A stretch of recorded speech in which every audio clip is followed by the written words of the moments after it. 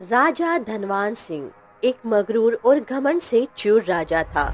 प्रजा उसके लिए एक खिलौना थी और गरीब लोगों से तो जैसे उसे घिन ही आती थी। एक दिन राजा शाही वस्त्रों में घोड़े पर सवार मंत्री और कुछ सैनिकों के साथ चल रहे थे। रास्ते में एक बूढ़ी औरत अपने नन्ही बच्ची को गोद में लिए कांपती हुई खड़ी थी।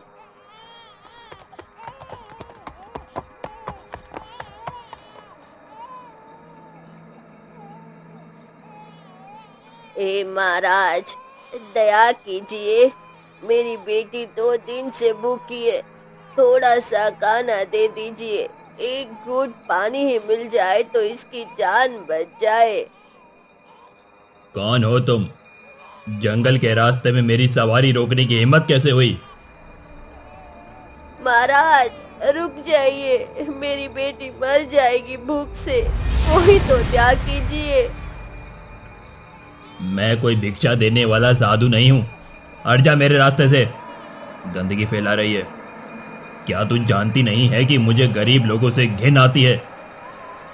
महाराज, आप राजा है, प्रजा के रक्षक है। भगवान के लिए दया कीजिए महाराज। सुन बुढ़िया, मैं राजा हूँ और राजाओं का काम भीख बांटना नहीं होता। निकल जा यहाँ से। मेरी नजरों के सामने से दूर हो जा। सैनिकों, देख क्या रहे हो? इस बुढ़िया को मेरे रास्ते से हटाओ। सैनिक बुढ़िया को धक्का दे देते हैं, जिससे बुढ़िया जमीन पर गिरकर रोने लगती है, जिससे बच्चे के सिर से खून बहने लगता है और राजा हंसते हुए आगे बढ़ जाता है। राजा हूं मैं, राजा, सबसे ताकतवर। मैं किसी के साथ कुछ भी कर सकता हूँ।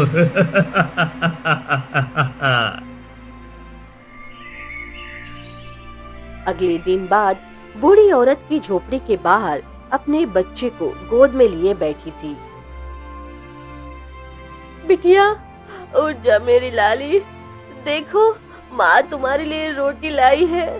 तू तो कहती थी ना कि बहुत भूख लगी है। अब तो खा ले मेरी बच्ची। वह बच्ची को हिलाती है, मगर बच्ची की सांसें बंद है। उसकी आंखें नहीं खुलती। बूढ़ी औरत उसे गोद में उठाकर जोर जोर से रोने लगती है। हे भगवान, तूने मुझसे मेरी दुनिया ही छीन ली। मेरी बच्ची अब कभी माँ माँ कह के नहीं बुलाएगी। हे भगवान, क्यों नहीं आई? कोई दया उस राजा के दिल में क्यों नहीं आई?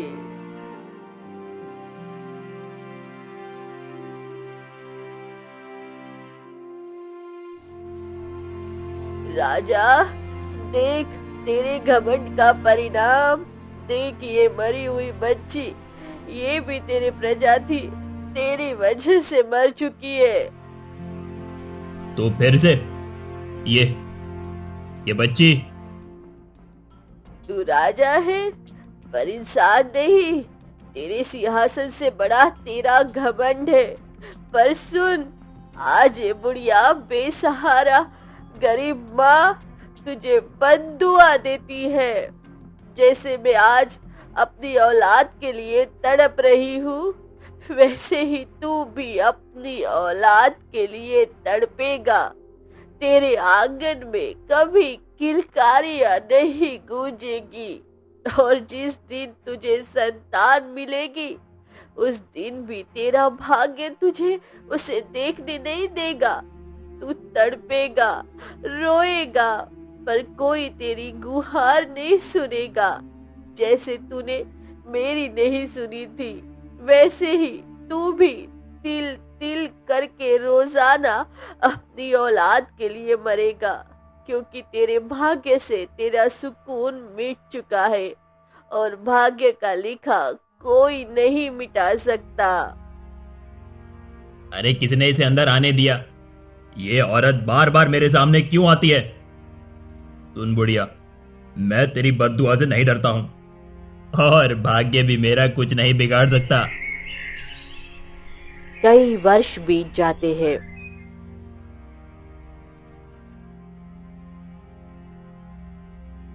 कितने साल हो गए हैं वैद्य जी, कितने मंदिरों में पूजा करवाई है, कितने यज्ञ हुए हैं, फिर भी कोई संतान न क्यों नहीं हुई। महाराज, सारे उपचार निष्फल हो गए हैं। कोई कारण समझ में नहीं आ रहा। उसी समय मंत्री दरबार में प्रवेश करते हैं। महाराज, मुझे क्षमा करें इस समय आने के लिए, पर मुझे एक शुभ समाचार मिला है। कौन सा समाचार मंत्री? महाराज, उत्तर दिशा की पहाड़ियों में एक सिद्ध साधु कई वर्षों से तपस्या कर रहे हैं। लोग कहते हैं उनके मुख से निकला हर वचन सत्य होता है। यदि आप महारानी को लेकर उनके पास जाएं और सच्चे मन से प्रार्थना करें तो संभव है महारानी की सूनी गोद भर जाए। क्या यह सच है मंत्री जी? तुम ठीक कहते हो मंत्री, अब देर नहीं करनी चाहिए। मैं आज ही रानी को साथ लेकर उस ऋषि के आश्रम के लिए निकलता हूँ। स्वामी, क्या ये सच है? क्या अब मेरी गोद भी भर सकती है? हाँ रानी, ये हमारी आखिरी उम्मीद है और मैं उसे हर हाल में पूरा करूंगा। रानी और राजा एक साथ यात्रा के लिए निकल पड़ते हैं। पाप करके उम्मीद लेकर मेरे पास आ गया। मैं साफ देख सकता हूं तूने उस बूढ़ी औरत के साथ क्या किया था। यह उसी की बद्दुआ का नतीजा है। पर आपको ये सब कैसे पता महात्मा? मैं भविष्य और गुजरा हुआ कल दोनों को जानने की क्षमता रखता हूं। हाँ महात्मा, मुझसे बहुत ही बड़ा पाप हुआ है, पर अब मेरी आत्मा हर रोज उस भूखी बच्ची की चीखों में जलती रहती है। मेरी रानी की गोद सूनी है, मेरा महल शांत है। कृपा करो प्रभु, मुझे एक संतान का सुख दे दो। तेरा अपराध बड़ा है राजन। मैं हर दिन प्रायश्चित करता हूं, हर पल उस बद्दुआ की आग में जलता हूं। बस एक बार मुझे पिता बनने का सुख मिल जाए। इस बद्दुआ से मुक्त मैं तुझे नहीं कर सकता, पर औलाद होने का सुख जरूर है तेरे भाग्य में। सुन राजन, अगले वर्ष इसी समय तुझे एक पुत्री की प्राप्ति होगी। वो साधारण नहीं होगी, उसका भाग्य इस संसार की दिशा तय करेगा। पर वो बच्ची भी उस बूढ़ी औरत की बद्दुआ से ही जुड़ी होगी। आप सच कह रहे हैं महात्मा? हाँ राजन, पर ध्यान रखना, उसका जन्म एक वरदान भी होगा और एक परीक्षा भी। उसे बचाने के लिए तुम्हें अपने प्राण तक दांव पर लगाने पड़ सकते हैं। महात्मा, आपने हमारी आशा को जीवन दिया है, हम सदा आपके आभारी रहेंगे। आपका आशीर्वाद हमारे जीवन का सबसे बड़ा वरदान है। कुछ हफ्ते बाद रानी फूलों की टोकरी के लिए टहल रही होती है। तभी अचानक उनके सिर में चक्कर आता है और वे गिर पड़ती है।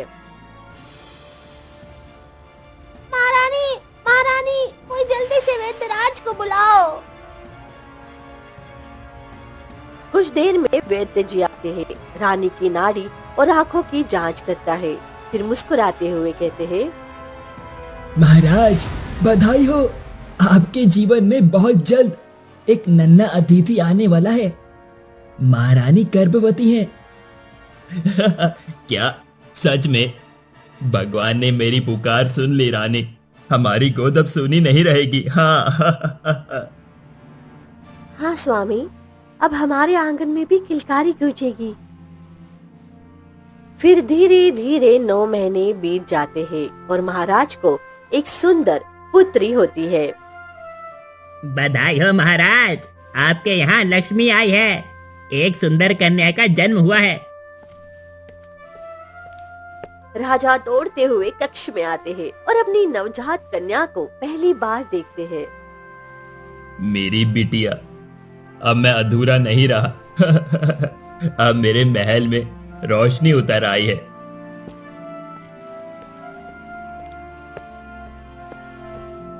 बधाई हो महाराज, आपके यहाँ लक्ष्मी आई है।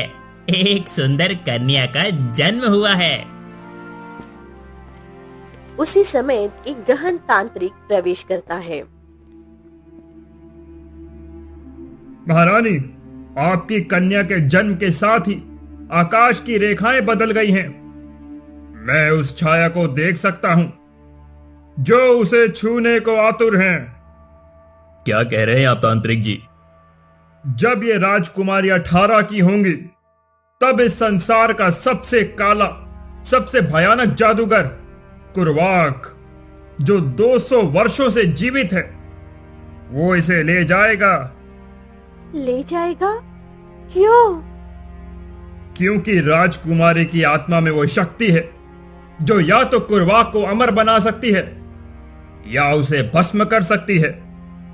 तो मेरी बेटी का भविष्य या तो मृत्यु है या कोई अकल्पनीय युद्ध। वो जादूगर उसी दिन राजकुमारी की बलि देगा जिससे वो सदा के लिए जवान और अजय बन सके और कोई उसका सामना ना कर सके। राजकुमारी को कभी अकेले बाहर मत जाने देना महाराज। उसके चारों ओर घेरा बनाकर रखना ताकि उसे बाहर की दुनिया की आदत ना हो, नहीं तो एक दिन वो खुद चलकर उसकी ओर चली जाएगी। फिर वो तांत्रिक चला जाता है। राजा और रानी एक दूसरे की ओर देख भी नहीं पा रहे थे। हे भगवान, आखिर उस बुढ़िया की बद्दुआ कब मेरा पीछा छोड़ेगी।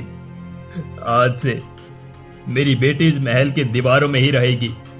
उसे बाहर की दुनिया का नाम तक नहीं जानने दूंगा मैं।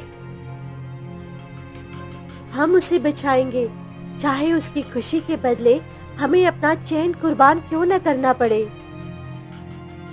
महल में वर्षों तक राजकुमारी को बाहर न निकलने दिया जाता है।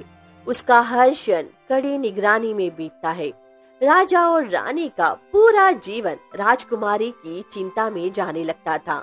फिर धीरे धीरे दिन बीतते हैं और राजकुमारी अनन्या का 18वां वर्ष शुरू हो जाता है। आर्या, मेरा दम घुटता है यहाँ। ये महल नहीं, एक कैद खाना है। हर सुबह एक जैसी, हर शाम उदास। क्या मेरी जिंदगी यही है? पर राजकुमारी, महाराज ने साफ मना किया है, बाहर जाना खतरनाक है। अगर यही जिंदगी है तो मैं हर दिन थोड़ा थोड़ा मर रही हूँ आर्या। ये दीवारें अब मुझे कैद नहीं, कब्र सी लगती है। मैं अब और नहीं सह सकती। अगर आपका दिल इतना ही व्याकुल है तो आज रात चुपचाप चलिए मेरे साथ, कुछ देर के लिए ही सही। चलिए इस सोने के पिंजरे से बाहर, खुली हवा में सांस लीजिए, बस कुछ पल के लिए। ठीक है, मैं तैयार हूँ आर्या। तुम जब कहो मैं चलने को तैयार हूँ। रात होते ही दोनों चुपके से महल के छुपे हुए दरवाजे से बाहर निकलते हैं।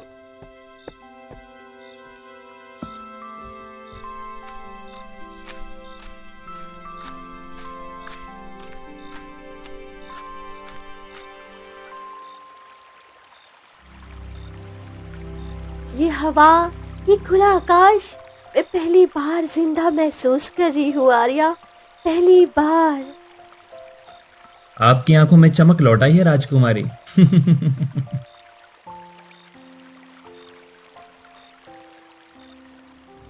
राजकुमारी धीरे धीरे बाहर जाने की आदत हो जाती है। अब वह कई बार अकेले भी निकलने लगती है।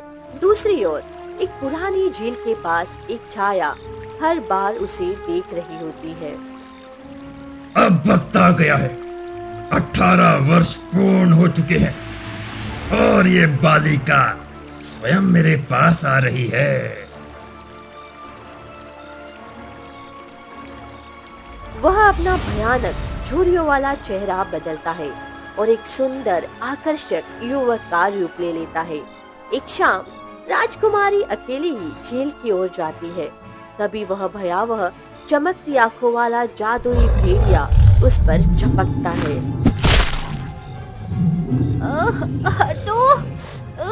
कोई तो मदद करो।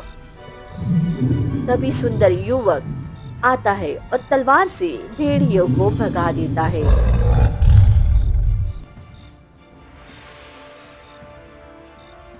तुम ठीक हो? वो जंगली प्राणी किसी को नहीं छोड़ता। तुम्हें नहीं पता, आज तुमने मेरी जान बचाई, धन्यवाद। तुम्हारा नाम? नाम का क्या करोगी? अब तो मिलते रहेंगे, तब तो मुझे पहचान लोगी। राजकुमारी उसकी रहस्यमयी मुस्कान में खो जाती है। इसके बाद दोनों अक्सर गुप्त रूप से मिलने लगते हैं, कभी झील के किनारे तो कभी जंगल की राहों में। ऐसा लगता है जैसे ये दुनिया अब उतनी बंजर नहीं रही, जैसे किसी अनजाने ने मेरी वीरान जिंदगी में रंग भर दिए हो। राजकुमारी, मैं तुमसे कुछ छिपा नहीं सकता। मैं एक साधारण गरीब इंसान हूं। तुम्हारे पिता इस रिश्ते को कभी स्वीकार नहीं करेंगे। अगर तुम सच्चे हो तो दुनिया की कोई बंदिश मुझे रोक नहीं सकती। मैं खुद अपने पिता से कहूंगी, वो मना नहीं करेंगे। मैं संभाल लूंगी। नहीं नहीं, तुम्हारे दरबार में मेरे जैसे गरीब की कोई जगह नहीं। अगर तुम सच में मुझसे प्रेम करती हो तो मेरे साथ अभी चलो, भाग चलो। हम कहीं दूर जाकर विवाह कर लेंगे, बस तुम और मैं। ठीक है, मैं तैयार हूँ। मेरे लिए तुम ही सब कुछ हो। अगर प्रेम सच्चा है तो डर कैसा। फिर राजकुमारी उस युवक के साथ घने जंगलों की तरफ चल देती है। चलते चलते एक अंधेरी गुफा तक पहुंचती है। ये कहाँ ले आए हो मुझे? ये कोई महल नहीं, ये तो एक भयावह गुफा है। अचानक युवक का चेहरा बदलने लगता है। झुर्रियों से भरा, आंखों में आग, एक भयानक जादूगर का रूप ले लेता है। नहीं, ये झूठ है। तुम वो नहीं हो। तुम वो नहीं हो जिसे मैं प्यार करती थी। प्यार? तुम सिर्फ एक मोहरा थी मेरा, राजकुमारी, एक साधन। अब से 3 दिन बाद मैं तुमसे विवाह करूंगा और फिर तुम्हारी बलि दूंगा, ताकि मैं युगों तक जवान और अमर रह सकूं। क्या किया तुमने मेरे साथ? मैंने तुम्हें अपना सब कुछ माना, क्यों इतना बड़ा धोखा? क्योंकि मैं तुम्हारे प्रेम का भूखा नहीं हूं, तुम्हारी आत्मा की आग का प्यासा हूं। अब रो जितना रोना है, कोई तुम्हें नहीं बचा सकता। दूसरी तरफ महल में चारों तरफ हड़कंप मच रखा था। महाराज, हमने हर दिशा में, हर जंगल, हर गांव, हर नदी किनारे खोज लिया, हर सैनिक, हर जासूस को लगा दिया है, पर राजकुमारी का कोई सुराग नहीं मिला।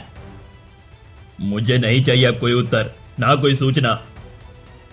मुझे जाना होगा वहां जहां से मुझे मेरी अनन्या मिली थी, उस बाबा के पास जिन्होंने मेरी सूनी गोद में ये बेटी दी थी। शायद वही रास्ता, शायद वही मुझे कोई रास्ता दिखाएंगे। राजा तुरंत उस बाबा के पास पहुंचता है। महात्मा, सब कुछ उजड़ गया। मेरी बेटी को वह राक्षस तांत्रिक बहला ले गया। मेरी आंखों के सामने मैं असहाय हूं। उस बुढ़िया की बददुआ मेरा पीछा नहीं छोड़ रही है। आखिर क्या लिखा है मेरे भाग्य में बाबा? मैंने कहा था ना राजन, भाग्य का लिखा कोई मिटा नहीं सकता, परंतु कभी कभी भगवान भी उन्हें अवसर देते हैं जो अपने पाप को स्वीकार कर ले। मैं स्वीकार करता हूं। मैंने अभिमान में एक भूखी माँ बेटी को दर से लौटाया है। तो सुनो, तुम्हारी बेटी को बचाने के लिए तुम्हें 3 अग्नि परीक्षाओं से गुजरना होगा। हर परीक्षा तुम्हारे दोष को धोएगी, और अगर तुम असफल हुए तो ना बेटी बचेगी ना राज्य। पहली परीक्षा है तुम्हारा अभिमान। तुम्हें अपने सारे राजसी वस्त्र, ताम्रपत्र, पद और ये रथ त्याग कर एक साधारण गरीब के रूप में उस गांव में जाना होगा जहां तुमने उस माँ बेटी को ठुकराया था, और वहां की जनता से क्षमा मांगनी होगी। दूसरी परीक्षा जहां तांत्रिक की मायावी गुफा है, उसके द्वार पर एक ऐसा दर्पण रखा होगा जिसमें तुम्हारा सबसे बड़ा डर दिखाई देगा। तुम्हें उसे पहचानना होगा और बिना डरे आगे बढ़ना होगा, क्योंकि जो डर को जीतता है वही जीवन को जीतता है। तीसरी और अंतिम परीक्षा सबसे कठिन है।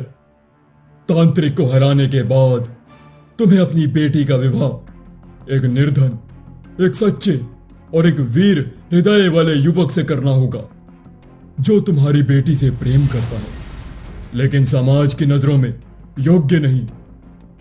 ठीक है महात्मा, अब मैं ना कोई राजा हूं ना कोई शासक हूं, मैं सिर्फ एक पिता हूं और अपनी बेटी को बचाने के लिए मैं हर शिखर छोड़ने को तैयार हूं।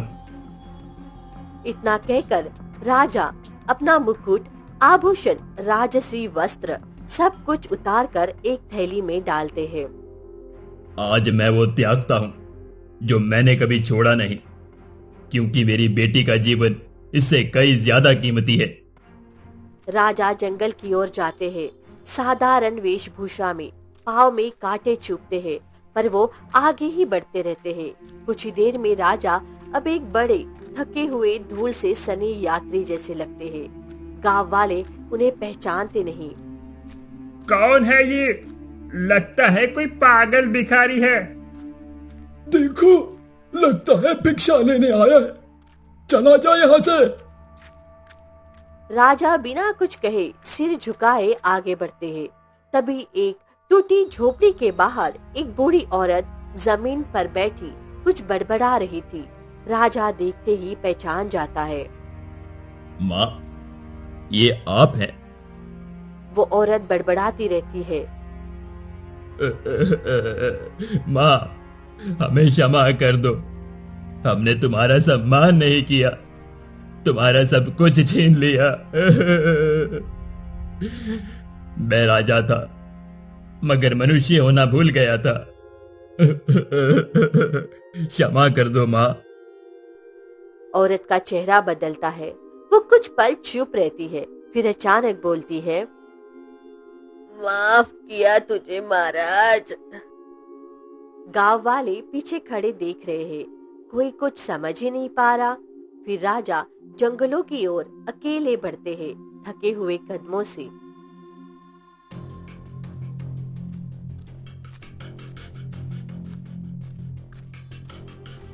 कितनी दूर आ गया हूं मैं, लेकिन गुफा अब तक नहीं दिखी। हे प्रभु, अब और नहीं सहा जाता। अचानक पेड़ों के पार एक रहस्यमय गुफा दिखती है। बाहर वही जादुई आईना लगा था।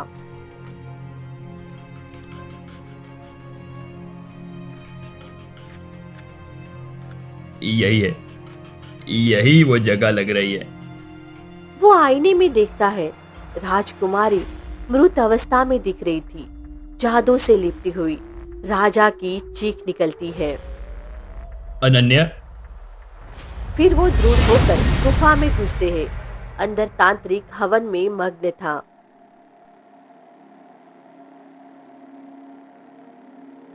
तेरे हर हवन का अंत आज होगा।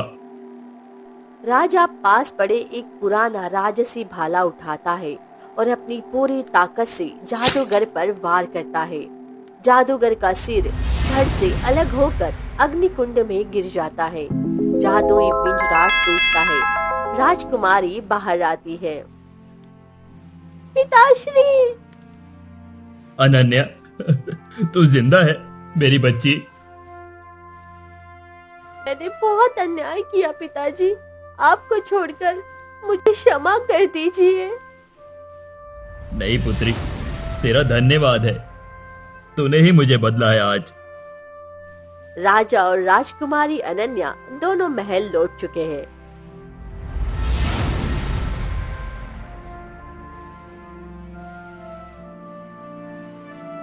स्वामी, ये क्या हाल बना रखा है आपने? ये वस्त्र, ये स्थिति और ये राजकुमारी, हमारी पुत्री, सचमुच हमारी बेटी लौट आई है। माँ, मैं लौट आई और आज आपके सामने आपकी नई बेटी खड़ी है। महाराज, आप भिक्षु जैसे भेष में, क्या हुआ है आपके साथ इस यात्रा में?